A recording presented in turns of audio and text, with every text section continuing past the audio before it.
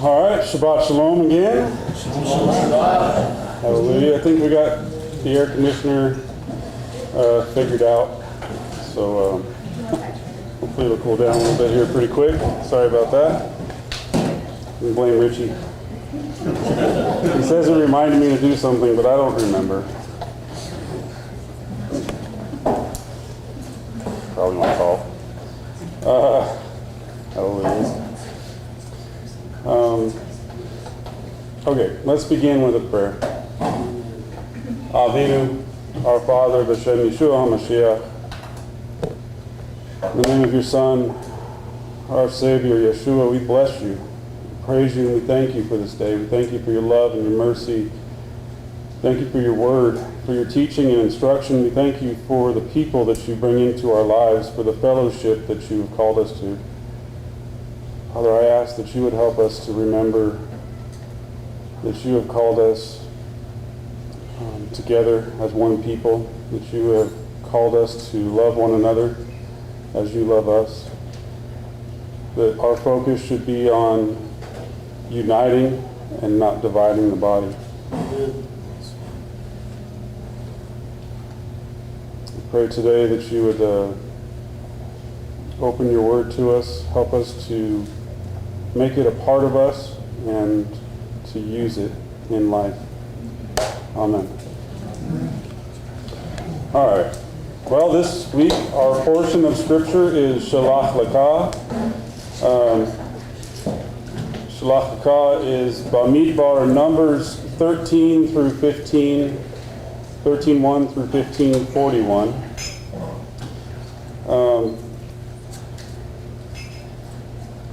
Again, as usual, a whole lot in this portion, right? So we begin in 13:1. Yahweh speaks to Moshe, saying, "Send men for you, and they shall spy out the land of Canaan, in which I am giving to Bnei Israel, the children of Israel. You shall send..." Sorry, lost my place here. 1 second. "You shall send one man for the tribe of his fathers, one man, every one a leader among them. And by the command of Yahweh, Moshe sent Shalach them from the wilderness of Paran. They were all of them men, heads of the sons of Israel." So we have 12 men that Moshe sent into the promised land, right? Why were the men sent into the promised land? To spy out the land. Right? To see, to see what it was that Yahweh had in store for them, right? To see what kind of wonderful things they were going to inherit. And we have two people. We have Caleb and Yehoshua, who kind of stand out in this scenario, right? Now, what tribe was Caleb from? Yehuda, right? And what tribe was Yehoshua from? Ephraim, yeah. So we have Yehuda and Ephraim in this incident that stand out from the rest of the children of Israel. And so I want to read, Moshe sends them into the land, starting in verse 17. "And Moshe sent them to spy out the land of Canaan, and said to them, You go up this way into the Negev, and go up into the hills, and you shall see the land, what it is, and the people who are living upon it, whether it is strong or feeble, whether it is few or many, and what the land is in which they live, whether good or bad, and what are the cities in which they live, whether in camps or in fortresses, and what the land is, whether it is fat or lean, whether wood is in it or not. And you shall make yourselves strong, and shall take of the fruit of the land. And it was the days of the first ripe grapes, right? So we're talking probably midsummer. And they went up and spied out the land from the wilderness of Zin to Rehob, at the entrance to Hamath. And they went up into the Negev and came to Hebron and Ahiman, Sheshai and Talmai, the sons of Anak, were there. And Hebron had been built 7 years before Zon in Mitzrayim. So this is a place where the Anakim are, right? The sons of Anak, the Anakim. And it's an old place. It's been there. It's been there longer than Mitzrayim, is what he's telling us, right? And what do the children of Israel get out of this experience when they see everything that's there? When they come back and they're talking to the rest of the children of Israel, when they return from spying out the land in verse 25, at the end of 40 days, right? So they were there for 40 days. And they traveled and came in to Moshe and to Aharon and to all of the tabernacle, the congregation of the sons of Israel, in the wilderness of Paran to Kadesh. And they brought them all and all the congregation word, and showed them the fruit of the land. And they reported to him and said, we came to the land where you sent us, and it surely does flow with milk and honey, and this is its fruit. But the people that live in the land are fierce, and the cities are fortified very great. And also we have seen the children of Anak, the Anakim there. And Amalek lives in the land of the Negev. And the Hittite and the Jebusite and the Amorite live in the hills. And the Canaanite is living in the sea, by the sea, and beside the Yarden. And Caleb stilled the people before Moshe and said, we will certainly go up, and we will seize it, for we are well able to do it. And the men who had gone up with him said, we are not able to go up against the people, for it is stronger than we. And they sent out an evil report of the land which they had spied out the children of Israel, saying, the land into which we traveled to spy it out is a land eating up its inhabitants, and all the people we saw in its midst were men of stature. And we saw the giants there, the sons of Anak, of the giants. And we were in our own eyes as grasshoppers, and so we were in their eyes. Okay, so we have these 12 men come back from spying out the land, right? And they start to give this evil report. And then we see Caleb, he stills the people, right? So in the midst of the 10 stirring up the children of Israel, Caleb is able to still them, to quiet them, to calm them down. And he reassures them and he says, we can do this, for we are greater than they, right? But then the other 10, they start telling the rest of the children of Israel, we're not greater than they are. These people are huge. These are the Anakim, these are the sons of Anak, these are the Canaanites, the Hivites, the Jebusites, the Perizzites, all the ites, and they're going to kill us. We're like grasshoppers in their eyes, right? So, real quick, I just want to kind of start, I want to throw this out there. So, your average person today is what? 5'10", the average human? And your average grasshopper is what? About 1.5 inches? Okay, so picture 1.5 inch grasshopper standing next to a 5'10" person. Do we think that literally what was what was literally in the land? No. Were people that much larger than the children of Israel? It was an analogy. Okay. In terms of perspective. Huh? A perspective. A perspective? Okay. Fear and doubt makes things exaggerated. You can. But so Chalav, let's look at, I'm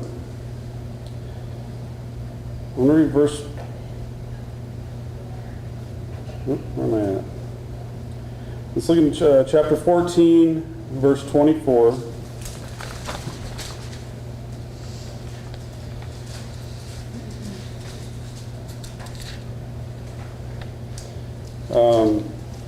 So Yahweh says, and my servant Chalav, because there is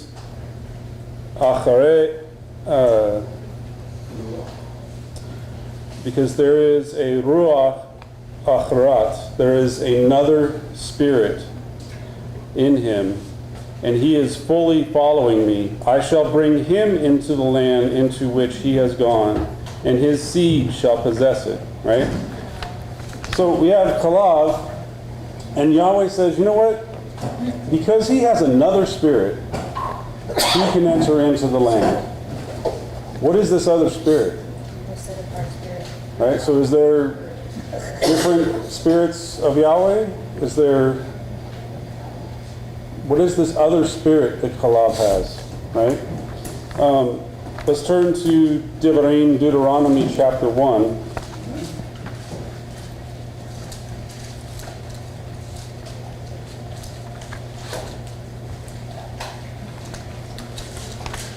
Deuteronomy chapter 1, we are just going to focus on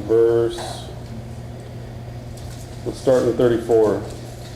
Chapter 1, starting in verse 34. Yahweh heard the sound of your words and was angry and swore, saying, not one of these men of this evil generation shall see the good land which I have sworn to give to your fathers, except Chalav, the son of Yefuneh. He shall see it, and I shall give the land on which he has walked to him and to his sons, because he has fully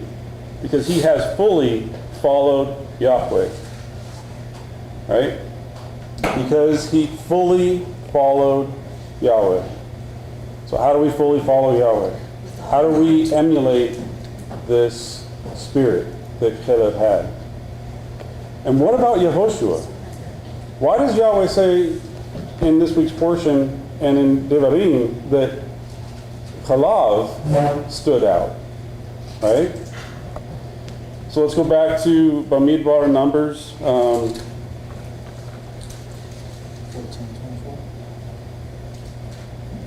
No, we just read that one, didn't we? Yeah. So let's go back to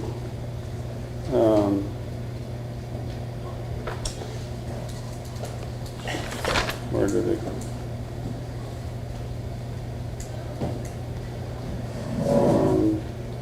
Okay, so if we go back to chapter 14, starting in verse 1, and the congregation lifted up their voice and cried, and the people wept during the night. And all the sons of Israel murmured against Moshe and against Aharon. And all the congregation said to them, oh, that we had died in the land of Mitzrayim, or in this wilderness. That we had died. Sorry. And why is Yahweh bringing us into this land to fall by the sword? Our wives and our infants shall become a prey. Is it not good for us to return to Mitzrayim? And they said each to his brother, let us appoint a leader and return to Mitzrayim. You notice how the children of Israel, they just keep wanting to go back to Mitzrayim, right? So every time they encounter a struggle, they just want to go back to the way it was, right? And how often have you read these stories and just thought to yourself, what is wrong with these people? Like, if I was there, that I would not do. Like, if I saw all the miracles that Yahweh did in delivering me out of Mitzrayim, and I saw that we were victorious battle after battle, and that water was provided and manna, and if I saw, there's no way I wouldn't do these things, right? We've seen it. Huh? We've seen it. And we do. We do these things, right? Every time something gets a little bit complicated in your life, are you not tempted to quickly return back to the way things were instead of continuing to move forward? Yes. Right? Or at least think of it. In verse 5, and Moshe and Aharon fell on their faces before all the assembly of the congregation of the sons of Israel. Okay, now verse 6. Yehoshua ben Nun and Kalev ben Yefuneh, of those who spied out the land, they tore their garments, and they spoke to all the congregation of Bnei Israel, saying, the land into which we traveled to spy it out is an exceedingly good land. If Yahweh has delighted in us, then he will bring us into the land and will give it to us, a land which is flowing with milk and honey, right? Only do not rebel against Yahweh. Think about what it is these four men are saying to the children of Israel. If you have enough faith in Yahweh, and he is pleased with us, he will give you this land that seems impossible. This impossible thing that is before you, right? Where this 5'9", 5'8" person towering over you is nothing, right? Because it's Yahweh who's going to fight the battle. It's Yahweh who's going to deliver us, right? So we know when the children of Israel went in, they actually had to fight, but Yahweh was on their side eventually, right? Okay, so I'm not saying that Yahweh's just going to just plot things in our laps, but I'm saying that when he is with us, we cannot fail. And what do the children of Israel do here? They refuse to let Yahweh be with them. They choose fear instead of faith, right? How often do we do that? All the time. How often do we choose fear instead of faith every day? Okay, so Yehoshua. Let's turn back to Exodus. I want to get a little bit more of a backstory on Yehoshua for us here. And Shemot 33. See what kind of a person he was. Which one? Shemot, Exodus 33. This is in reference to Yehoshua. We're going to look at verses 1 through 11.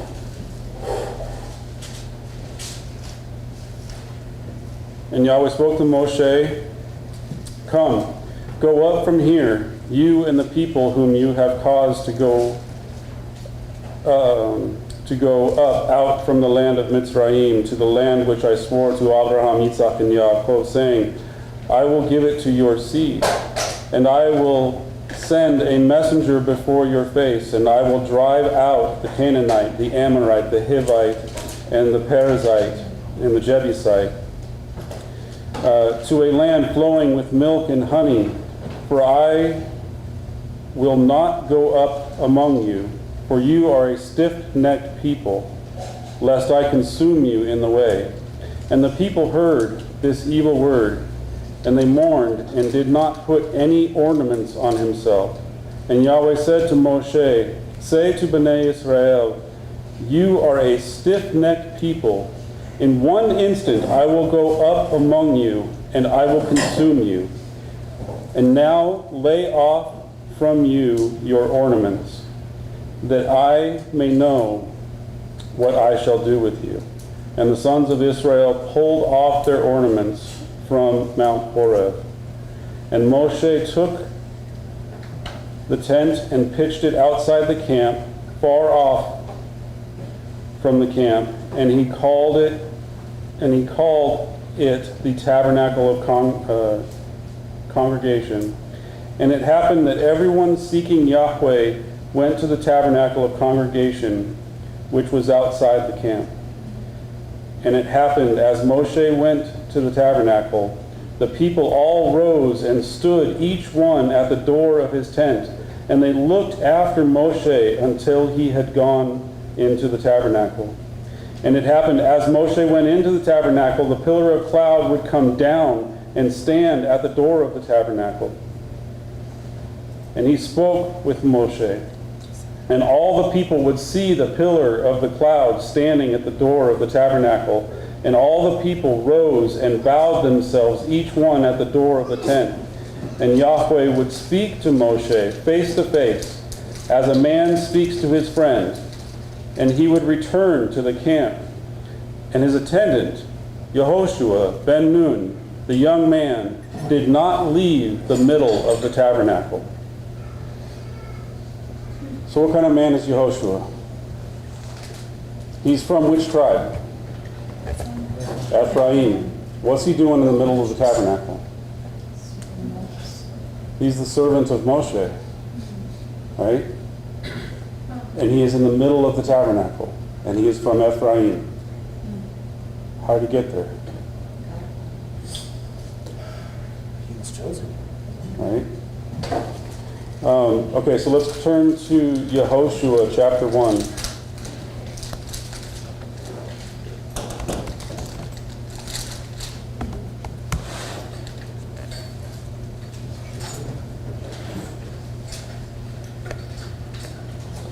And we're going to read verses 1 through 9. Now it came about after the death of Moshe, the servant of Yahweh, that Yahweh spoke to Yehoshua ben Nun, Moshe's servant, saying, Moshe, my servant, is dead. Now therefore arise, cross this Yarden, you and all this people, to the land which I am giving to them, to Bnei Israel. Every place on which the sole of your foot treads, I have given it to you, just as I spoke to Moshe. From the wilderness and this Lebanon, even as far as the great river, the river Euphrates, all the land of the Hittites, and as far as the great sea towards the setting of the sun, will be your territory. No man will be able to stand before you all the days of your life. Just as I have been with Moshe, I will be with you. I will not fail you or forsake you. This sounds great, right?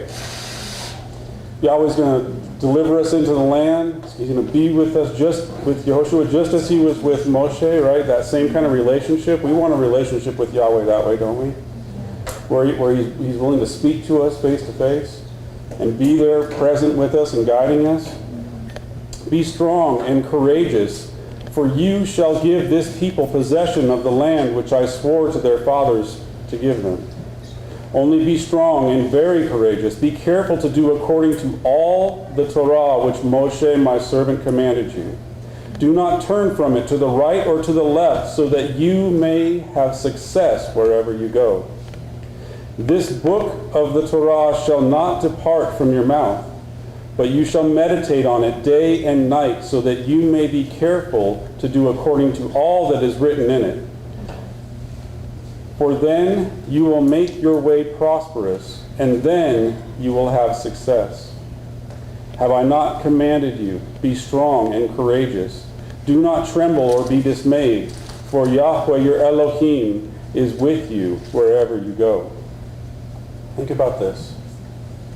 Yahweh is telling Yehoshua, if you follow the Torah of Moshe, I will be with you. You will prosper. Right? So what does that tell us about the 10 people who went to spy out the land who came back with an evil report? They were there for 40 days. They're not doing what's wrong. Right? And so here's what I'm kind of trying to say, possibly, is that were they following Torah? Did they have a heart for Yahweh's Torah? Because if we are focused on Yahweh's Torah, if we are focused on doing what is right, then everything else It doesn't matter. It should be insignificant. It doesn't matter if there are Anakim in the land. It doesn't matter if someone 5 foot taller than us is standing there. We're focused on the truth. We shouldn't see we shouldn't see giants in front of us and be afraid. We shouldn't see these huge, enormous obstacles in our path and let that stop us from moving forward. And the way to do that? By following Torah. It's so simple, right? When you dismiss Torah, you allow fear in. When you dismiss Torah, you allow all of a sudden Yahweh to not want to be in your midst, and whatever is in front of you can overtake you. This is what he told Yehoshua. As long as you follow the Torah of Moshe, I will be with you. Do not depart from it to the right or to the left. Keep it on your heart and your mind. Speak of it often. This is the kind of man that Yehoshua was. He was a man of Ephraim, who was a servant of Moshe, and was in the center of the tent of meeting. Now think about Caleb. What kind of man was he? He was a descendant of Yehuda, right? He was a righteous man. He also, I believe, had a heart for Torah, because he was able to come back with confidence and not fear, right?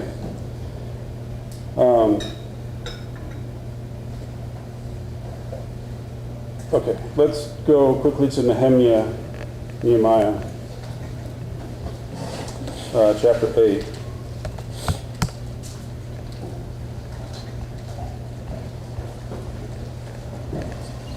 We're going to start in verse 13.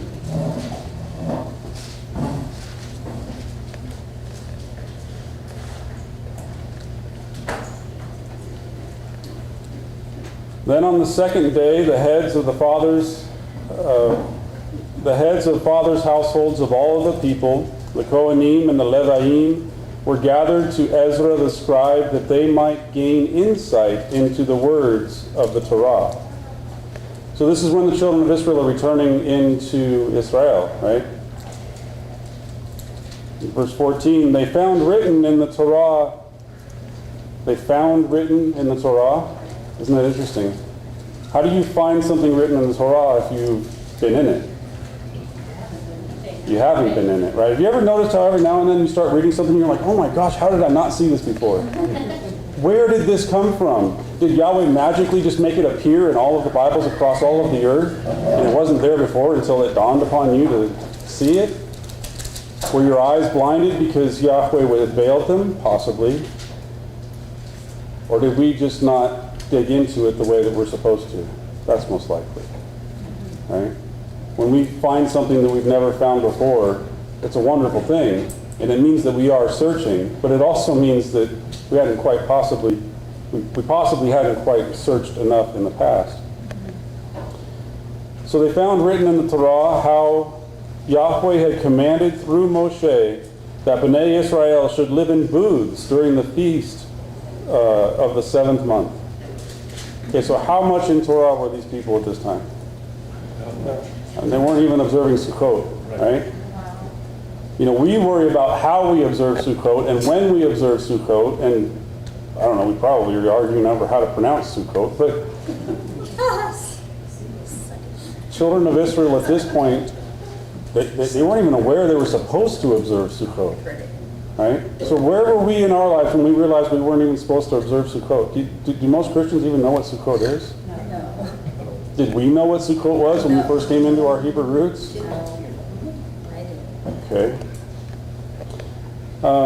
So they proclaimed and circulated a proclamation in all of the cities in Jerusalem, saying, "Go out to the hills and bring olive branches and wild olive branches, myrtle branches and palm branches, and branches of other leafy trees, to make booths, as it is written." So the people went out and brought them and made booths themselves, each on his roof, and in their courts, and in the courts of the house of Elohim, and in the square at the water gate, and in the square of the gate of Ephraim. The entire assembly of those who had returned from the captivity made booths and lived in them.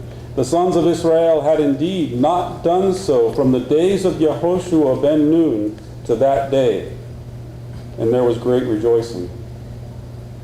Okay, think about this. When did Yehoshua ben Nun leave the scene? Was David there? Shaul? David? Anyone after that? How long had it been since the children of Israel had observed Sukkot? According to this, since Yehoshua. The children of Israel hadn't fully observed Sukkot from the days of Yehoshua till they entered back into Yerushalayim here. Right, think about that. Is that hard to wrap your head around? Okay, so the entire verse 17, the entire assembly of those who had returned from captivity made booths and lived in them. The sons of Israel had indeed not done so from the days of Yehoshua ben Nun to that day, and there was great rejoicing. He read from the book of the Torah of Elohim daily, from the first day to the last day, and they celebrated the feast 7 days. And on the 8th day there was a solemn assembly according to the ordinance. Okay, so he read from the book of the Torah of Elohim daily. So this is where during Sukkot we get that you read Torah every day, right? Except shouldn't we be reading it every day anyway? Right? And so some people say they read the first 5 books during that 7 days. They read the whole thing, right? Amen, that's fine. Why did they do it here? Because they hadn't been reading it at all, right? So what happens if during Sukkot we don't read the whole Torah?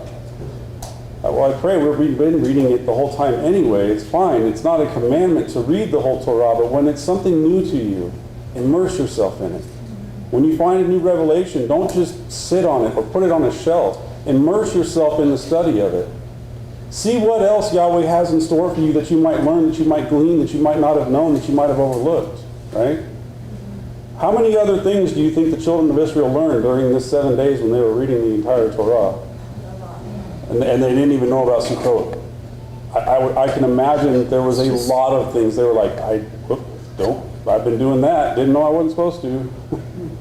Or, hey, I've been doing that. I didn't even know I was supposed to do that. That's weird. Right? So you're telling me like David and all them aren't doing... I don't know, I think we'd have to look a little deeper. Possibly we can go into there during Midrash if we want. But I want to keep going. I'm running out of time. So, yeah, possibly, right? And if they were they doing it properly, right? Look at what happened with David's son, Shlomo, right? How quickly things can fall. Okay, so now we have in this week's Torah portion the children of Israel going in to spy out the land. They're going to inherit for the first time. They come back and 10 people give them an evil report. 2 people give them a good report. These are 2 men who love Torah, who love Yahweh, who are obedient and observant to Yahweh's commandments and to the leadership of Moshe, right? And Moshe, Aharon, Chalav, and Yehoshua, when they hear the children of Israel grumbling and complaining and denying their ability to Yahweh's ability to deliver them, what do? They tear their garments and they throw themselves on the ground, face to the ground, and they worship Yahweh and they try to intercede on their behalf, right? This is a pretty big event. This is a pretty big thing for the entire camp to stand up and say, nope, not going to do it. We're going to listen to these 10 people who are gossiping, lashon hara, spreading lies and rumors and defaming the character of Yahweh in essence, his ability to deliver to them in that situation. Okay, so that being said, and we think that possibly we would be one of these 4 people out of how many thousands of people were there. We think that we would be one of these 4. What happens when we hear some gossip or some lashon hara in our community? What happens when someone comes to you and starts defaming their friend or their spouse? How do we react? What do we do? Do we point them in the right direction? Do we send them to leadership? Do we send them to encourage them to seek counseling? Or do we join on to that little pity party? Someone could be hurting. Someone could truly be in a position where they need true, legitimate help. But we might not be the right person to give them that help, especially if we are inclined to follow whatever whim they are in. It's a problem. Because true biblical counseling and mentorship will not deal with the person who someone thinks is a problem in their relationship, but the person who has a problem. Because scripturally, we start working on ourselves first if we want to affect change in the lives around us. So what do we do when people come to us and they have a problem? Do we encourage that problem? Do we talk about how bad it is? Do we make it worse? Or do we build our friends up? Do we encourage them and strengthen the relationships around us? And then thereby, we're strengthening our own relationship with Yahweh and with our families and our close friends, right? We're so quick to think that we would be one of these 4 people who would prostrate ourselves and tear our clothes in the face of such an enormous thing. And we can't even do it when just a little hint of gossip starts. Let's turn to Proverbs chapter 26.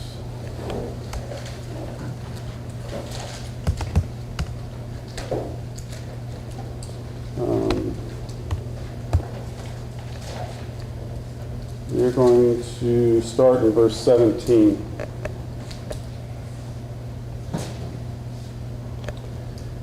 Like one who takes a dog by the ears is he who passes by and meddles with strife not belonging to him. What does this proverb mean? You ever taken a dog by the ear? I mean, is that like taking putting a ring in a bull's nose and leading it around? Is it? I mean, have you ever tried to grab a dog's ear and make it do something? I mean, yeah, you might get bit, right? Dogs do not get led around by their ears very easily, right? Grab him by the tail. Grab 'em by the tail. Yeah. Okay, so now think about this again. Like one who takes a dog by the ears is he who passes by and meddles with strife not belonging to him. So imagine grabbing a dog by the ear and trying to get it to do what you want it to do, because it's not doing what you think it should be doing. You're probably going to get your hand bit, right? But definitely not going to get the dog to do what you want it to do. And now all of a sudden, when you're passing by and you experience, you see, you hear something going on in your friends' lives and your family's lives, and they haven't actively involved you, and you just kind of pass by and you grab a hold of their ear. And you have an opinion. What do you think is going to happen? Probably injure the dog too. Verse 18, like a madman who throws firebrands, arrows, and death. Okay, so a madman who throws firebrands, arrows, and death, so is the man who deceives his neighbor and says, was I not joking? Like, I just insulted you, but I was just kidding. It's just a joke, right? But words have weight. Words mean things, right? And so when we interact with people, the things that we say matter, and from where these things come matter. And so if we recognize that we have a heart issue, perhaps we should listen to Yaakov, James, and take control of our tongue. We should not be in the middle of a conversation if we are emotionally influenced, right? We should be, if we are going to be helping people, we need to be able to maintain a sense of rationality, right? A sense of control of our heart and our mind, and we need to be able to keep things focused in Torah.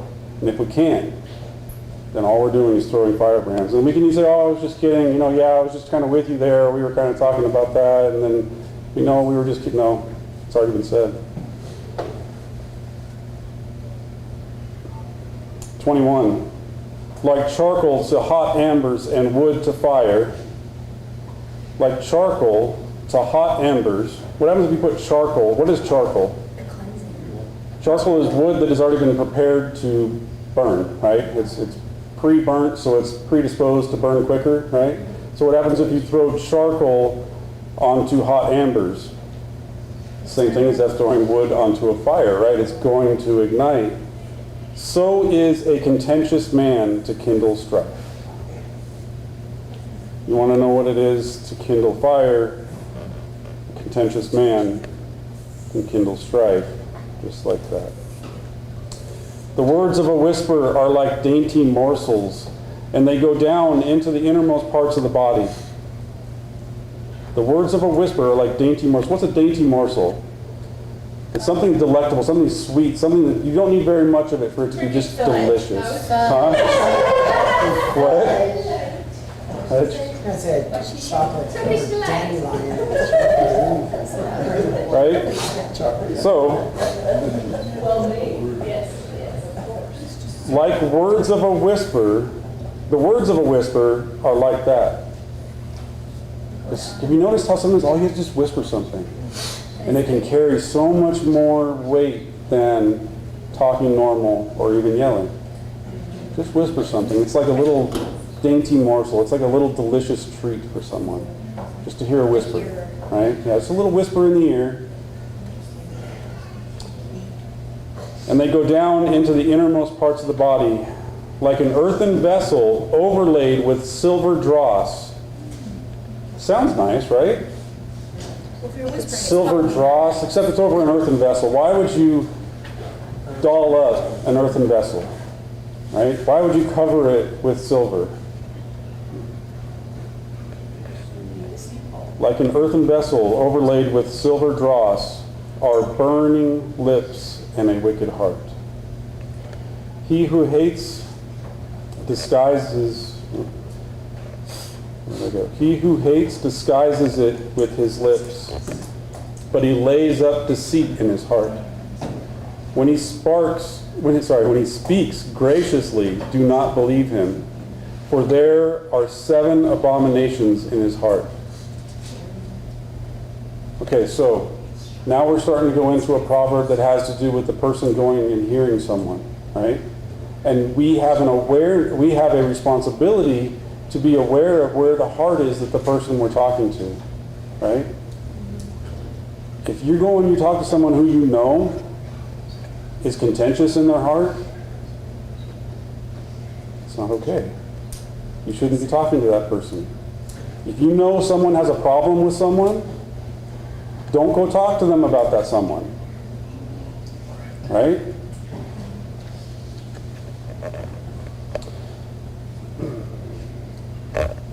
Though his hatred covers itself with guile, his wickedness will be revealed before the assembly. He who digs a pit will fall into it, and he who rolls a stone, it will come back on him. Why do you dig a pit?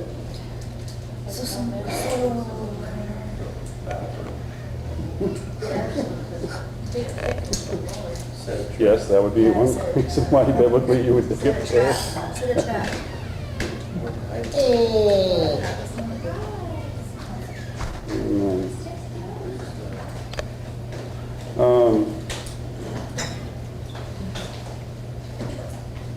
Oops, sorry, I lost my place. Okay. I would say probably in reference to this, the digging a pit would be digging a grave. Right? Yeah. So if you're trying to dig a grave for someone, if you're trying to cause someone to fall, to fail, to die in essence, guess who's going to fall in that pit? Yourself. You. Right? And then it says, and he who rolls a stone, it will come back on him. What is this, like the Rolling Stones? This music? If you listen to the Rolling Stones, it's going to come back on you. Right? Maybe not what it's referring to. I mean, Yahweh, he could have known that, no, okay, listen. When do you move stones? Seal up a tomb, okay. To build a wall. To build a wall, okay. In reference to that wall, stones are used as boundary markers in Scripture. And so if you're moving a stone, you're moving a boundary, right? What's going to happen? Somebody's going to get It's going to fall back on you. Right? And now, you trying to move a boundary in someone else's life, not going to go over the wall. and it rolls back on you, now that is in essence a gravestone. We do not have the responsibility, we do not have the right to move other people's boundary stones, right? It's our responsibility individually to be able to keep our boundaries clear and clean from weeds so you can see them and you know them, right? And if we are walking in Torah, then our boundaries are clear. Our property is kept. The ground is made, it's not like you don't know where the boundary stone is anymore. It's not like Bittersweet Park. But it's natural. Okay, so we keep our boundaries clear, other people will respect them. As soon as we let our boundaries fade a little bit, as soon as we let someone start moving our boundaries just a little, They encroach on the whole land. right, then we carry fault. Then we're allowing that to happen. If someone tries to move our boundary and we stand and say no, that stone will fall back on them. But if we just sit there and we're like, yeah, go ahead, take Shabbats from me. Yeah, go ahead, I'll eat some pork today because you made it and you love me. And I'm gonna do Christmas with you this year because whatever it is, right? Next thing you know, it's Well, then all of a sudden, that stone is moved because it's your boundary and you let it be moved, right? Okay. Let's turn to 1 Corinthians chapter 12.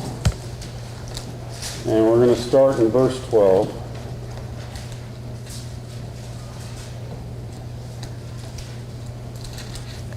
There's kind of this reoccurring theme here. It's like if you stay in Torah, all this other stuff shouldn't be affecting you, or happening, right? It's when we step outside of Torah that all of this happens. Just like in this week's Torah portion, the 10 stepped out of Torah and influenced the entire congregation, right? 10 people tried to dictate the hearts and minds of the assembly out of fear instead of trust. Okay, 1 Corinthians chapter 12, verse 12. For even as the body is one, so this whole chapter is in reference to it's not only in reference to spiritual gifts, but it's in here, right? Okay, not ignoring that. For even as the body is one and yet has many members, and all of the members of the body, though they are many, are one body, so also is Mashiach. How is Mashiach? One body, made up of many members. You guys catch that? Okay. For by one Ruach we are all baptized into one body, whether Jews or Greeks, whether slaves or free, and we are all made to drink of one Ruach. For the body is not one member, but many. If the foot says, because I am not a hand, I am not part of the body, it is not for this reason any the less a part of the body.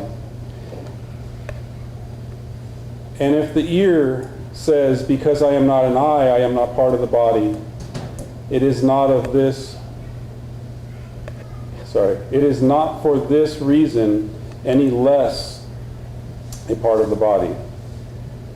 So no matter what we try to say, if we're telling ourselves, well, I'm not a really good singer. I can't praise the way somebody else does. It doesn't make you any less a part of the body, right?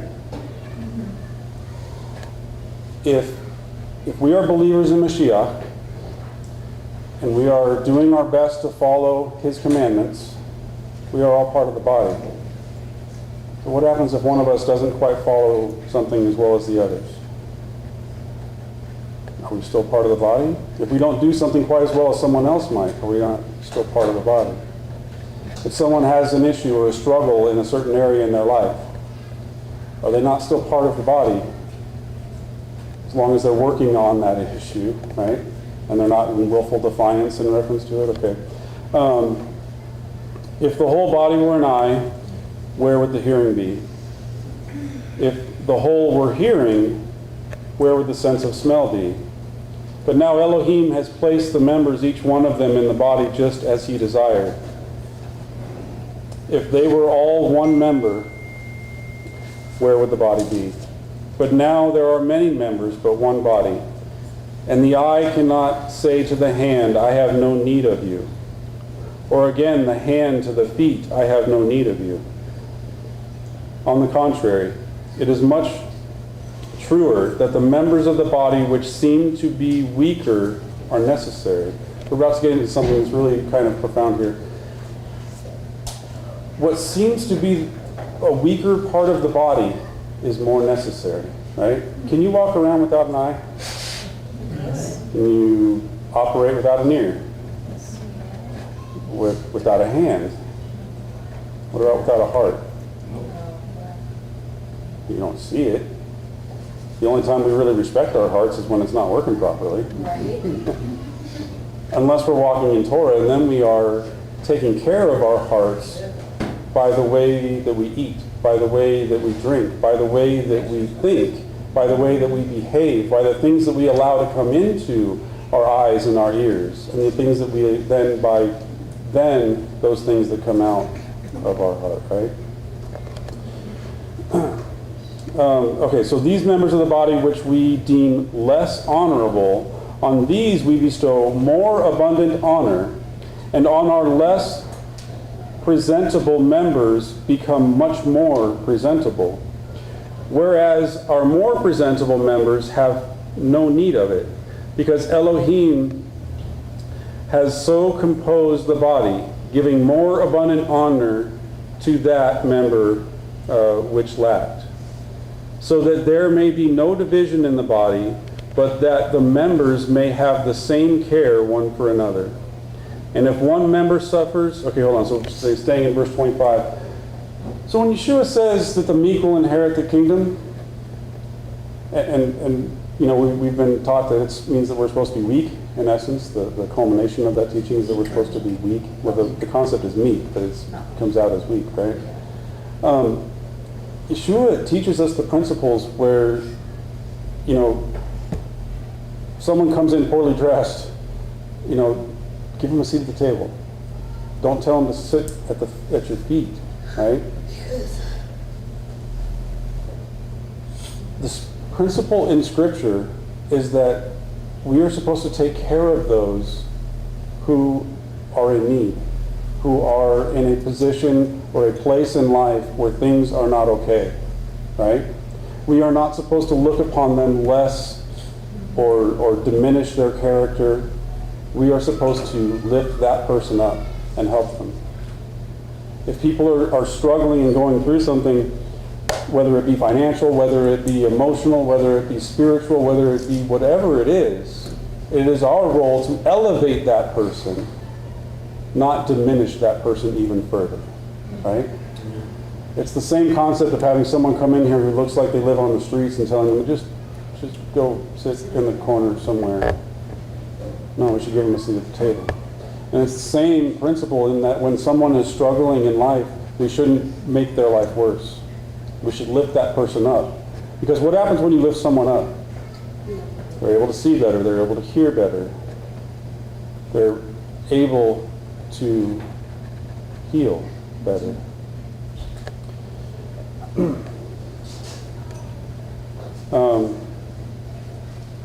Verse 26.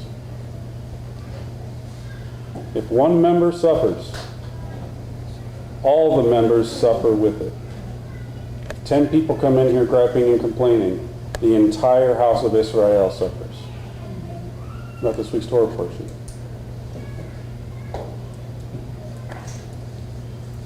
If one member is honored, all the members rejoice with it. Except keep in mind what Shel is saying here is that we're not supposed to elevate those who are in a lofty position already.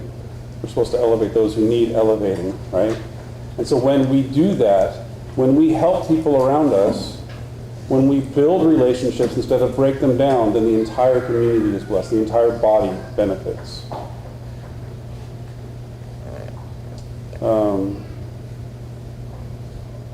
Verse 27, now you are Mashiach's body and individual members of it. And Elohim has appointed in the church first apostles, second prophets, third teachers, then miracles, then gifts of healing, helps, administration, various kinds of tongues. What's your role in the body? Support the other members. Amen. Who decides what our role in the body is? Who appoints us? Who appoints us to different roles in the body? There has to be someone to appoint. Right? We can't all be self-appointed whatever we want to be, because then we end up being a whole lot of things out of order. But there has to be knowledge and anointing. So one of the things about allowing someone to help you in life and to point out things in your life, you know when we take those personality tests? You know that every single time I just want to hand that thing to my wife and just be like, just tell me who I am.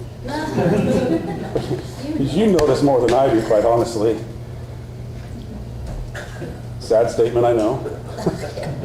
But when other people, I do notice that when she helps me fill something out, I start recognizing things in there that I might not have otherwise checked that box on, right? And then when I'm doing it for myself, I might check off boxes because I want to be a certain way, but she's like, no, that's not you. You think that's you, but that's not you. You have this image in your head, but I see you. So at any rate, maybe next time we do personality tests, we'll have everybody help with them. I do believe spouses should switch and take them for each other, right? Because what that's going to do is reveal to you how other people see you, right? Okay, so now I started to go somewhere with that. When you allow people in your life to help you and guide you, and in essence, if it's the right people in the right position, if they can then appoint you into certain positions where you might not even know that you have a gifting or a place or a role, right? Because so often we can anoint ourselves to go into a certain place of ministry, and it's not really where we're supposed to be, but we've anointed ourselves, so it's okay. All right. Okay, I want to get to Jude really quick. Let's turn to the book of Jude. Okay, this should be cool. What did you say? Jude. Which chapter? The 15th chapter. Turn to the 15th chapter. You'll find us there. 15th verse? No, I'm just kidding. We're gonna start in verse 1. Yud, a bondservant of Yeshua HaMashiach, the brother of Yaakov, to those who are the called, beloved in Elohim the Father, and kept for Yeshua HaMashiach. May mercy and peace and love be multiplied to you. Beloved, while I was making every effort to write you about our common salvation, I felt the necessity to write to you, appealing that you contend earnestly for the faith which was once for all handed down to the saints. For certain persons have crept in certain persons have crept in unnoticed, those who were long beforehand marked out for this condemnation, ungodly persons who turned the grace of our Elohim into licentious and deny our only Master and Lord Yeshua HaMashiach. Now I desire to remind you, though you know all things once for all, that the Lord, after saving a people out of the land of Mitzrayim, subsequently destroyed those who did not believe. Okay, just real quick. I've been telling myself I need to get new glasses for like months now. I'm just telling you all, I will try this week. All right, sorry. Okay, so, and Malachim, messengers or angels, who did not keep their own domain, but abandoned their proper abode, he has kept in eternal bonds under darkness for the judgment of the great day. Just as Sodom and Gomorrah and the cities around them, since they, in the same way as these, indulged in gross immorality and went after strange flesh, are exhibited as an example in undergoing the punishment of eternal fire. Yet in the same way, these men also, by dreaming, defile the flesh and reject authority and revile angelic majesties. You guys have something like that there? Yeah? Okay, so if we look at the Greek that's actually here, and I'm not trying, I know that Jude is one of the books that you know, it ties into some extra biblical or whatever other books. I'm not speaking on that in any way. I just want to talk about what's actually here in the Greek, okay?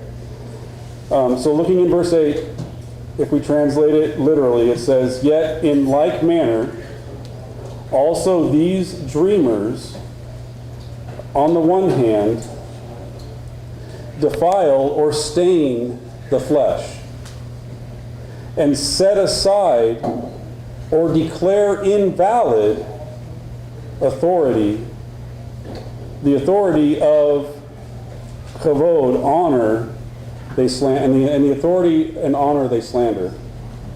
Right? So what it's literally saying here is that